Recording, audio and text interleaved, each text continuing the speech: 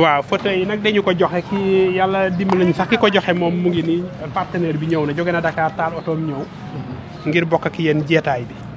kon monsieur le gouverneur. waaw kaddu yaa ngi noonu daal. monsieur Dione directeur régional action sociale maa ngi lay nuyu di la ziar di nuyu mbooloo mi yëpp di leen sant di leen gërëm tey nag dañ fi daje woon ngir joxe de manière symbolique fukki 10 fauteuils roulants yi nga xam ni sunu partenaire bii di Human Apple muy nekk benn ONG britannique ñoo jàppale ministère de la santé et de l'action sociale joxe woon lu mat 310 fauteuils ci Sénégal yëpp Diourbel nag am ci lu tolloog 35 nga xam ni dañ koy répartir ci ñetti département yëpp tey nag mu nekkoon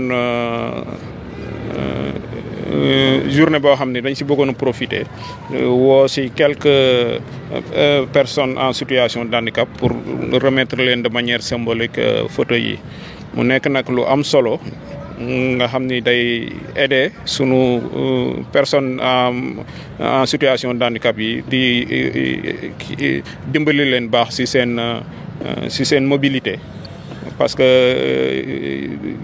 lu jafe la nga déplacé wu sans fauteuil fauteuil dafa ñëw comme ni mu ko waxee sànq ci partenaire bi ci bureau bi vraiment n'est-ce pas à bonne heure mu nekkoon nag lu am solo pour ñii ñu koy jox ni boo leen gisee rek xam ni am na solo ci ñoom kon partenaire bi ñoo ngi lay sant di leen gërëm di sant aussi directeur de l'action sociale ak directeur départementaux yi yëpp madame Diop nekk fi ñu leen di sant di leen gërëm bu baax di kontaan lool di joxe siège yi si turu monsieur le gouverneur de la région de Diourbel nga xam ni mooy ne comité intersectoriel de la gestion de l'handicap donc loolu moo nekkoon kàddu yi di gërëm ñëpp di sant ñëpp jërëjëf merci bien.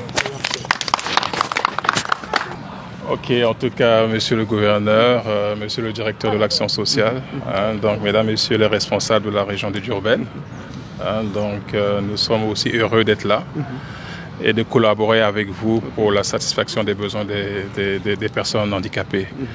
Donc la vision de l'ONG Human Apple, c'est d'être un agent de développement en vue d'un monde durable, un monde juste et un monde solidaire.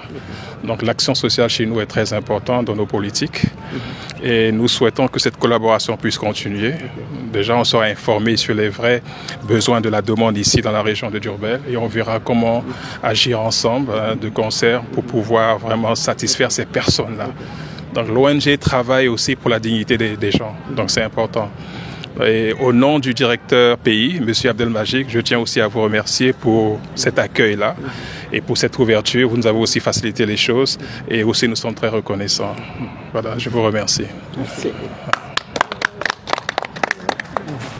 Voilà, nous venons d'effectuer la cérémonie officielle de remise des fauteuils roulants qui ont été offerts par l'ONG Human Apple. La cérémonie a été présidée par le gouverneur de la région de Diourbel, l'adjoint au gouverneur Djibril Diop, que nous remercions pour les dispositions qui ont été prises. Rappelez juste que ça rentre dans le cadre d'un don que le ministère de la Santé avait reçu, d'un don de 310 fauteuils roulants, dont 40 électriques qui ont été reçus par l'ONG britannique Human Apple au ministère de la Santé et de l'Action sociale. Et la région de Diourbel a reçu sa part composée de 35 fauteuils roulants, dont 5 électriques. Et nous avons ce matin distribué les 10 au niveau du département de Diourbel.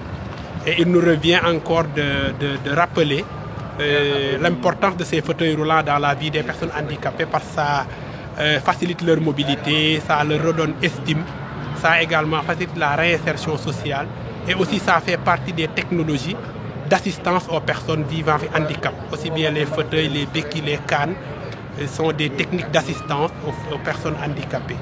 Et sur ce, nous remercions vivement le partenaire, les autorités administratives. Nous remercions également nos collaborateurs proches, les chefs de services départementaux de l'action sociale, Mme Diop ici à mes côtés, qui ont fait un excellent ciblage, qui ont choisi ces personnes-là à qui on vient de remettre ces fauteuils roulants. En tout cas, ce sont ces mots que je voulais placer encore remercier M. le gouverneur, remercier le partenaire de sa présence à cette cérémonie de remise. Merci.